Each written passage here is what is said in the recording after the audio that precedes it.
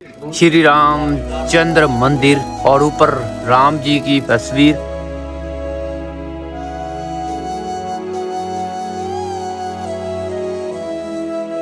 আপনি অযোধ্যার ভব্য মন্দির দেখেছেন, আপনি আবুধাবির দিব্য হিন্দু মন্দিরও দেখেছেন, কিন্তু এমনটা কি আপনি কল্পনা করতে পেরেছিলেন যে পাকিস্তানে তৈরি হতে চলেছে এক ভব্য রাম মন্দির, তাও বাবরের হাতে?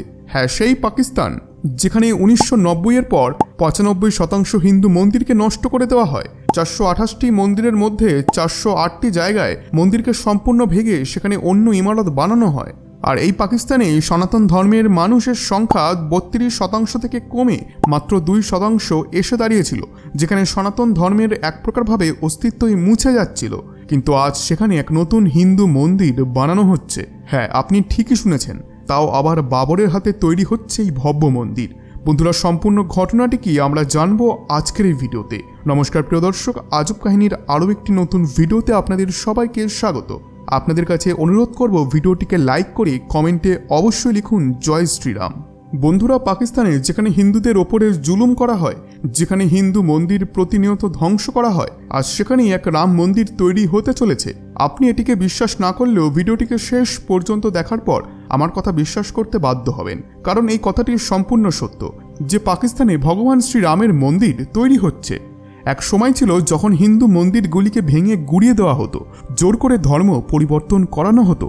কিন্তু এখন কট্টর মুসলিম দেশে সনাতন ধর্মের ধ্বনি শুনতে পাওয়া যাচ্ছে। লোক তার জয় জয়কার করে খুশি খুশি সনাতন ধর্মকে গ্রহণ করছেন। যদি এখন আমেরিকার কথা বলি, তাহলে সেখানে সবচেয়ে বড় হিন্দু মন্দির তৈরি করা হয়েছে।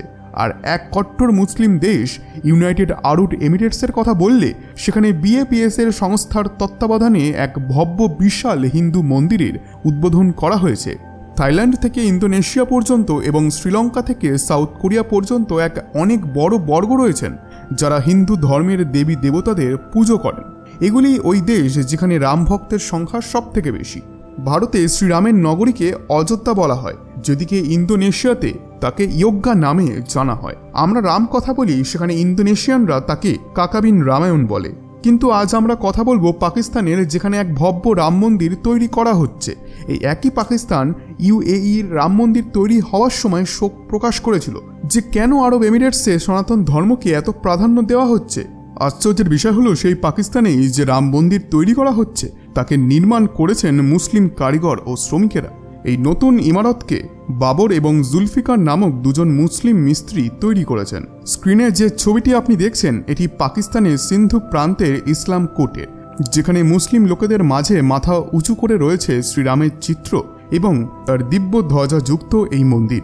পাকিস্তানে তৈরি হওয়া এই রাম মন্দির অযোধ্যা ও আবুধাবির মতো ভব্য তো নয়, কিন্তু সেখানকার অল্প সংখ্যক হিন্দু আবাদির জন্য এটি খুব বড় একটি ব্যাপার এবং সেখানকার হিন্দুদের আস্থার কেন্দ্র। মন্দিরের নিকটে বসবাসকারী হিন্দু ভক্তদের কথায় এই মন্দিরের ইতিহাস হাজার বছরের পুরনো এবং এখন এই মন্দিরকে সম্পূর্ণ নতুনভাবে বানানো হচ্ছে। এই ভিডিওটি পাকিস্তানে থাকা এক ইউটিউবার শেয়ার করেছেন, যেটি ঝড়ের বেগে ভাইরাল হচ্ছে। ভিডিওতে সেখানকার স্থানীয়রা বলছেন যে এখানকার আশেপাশের কিছু হিন্দুরা এই মন্দিরে এসে পুজো অর্চনা করেন। স্থানীয় লোকেদের কথায় এটি পাকিস্তানের একমাত্র হিন্দু মন্দির যেখানে নিয়মিত পুজো হয়। এক স্থানীয় বলেছেন যে গোটা পাকিস্তানে এই রাম মন্দির আর কোথাও পাওয়া যাবে না। আচ্ছা, এই মন্দিরের যে পুরনো ইমারত ছিল সেটি অনেক সময় আগে বানানো হয়েছিল, যার কারণে মন্দিরে ভাঙন ধরেছিল। এমত অবস্থায় এর পাশেই তার একটি নতুন মন্দির বানানো হচ্ছে। পাকিস্তানের এই রাম মন্দিরের বিশেষত্ব হলো এই মন্দিরকে বানানো সকল কারিগর মুসলিম, যাদের মধ্যে আবার একজনের নাম বাবর।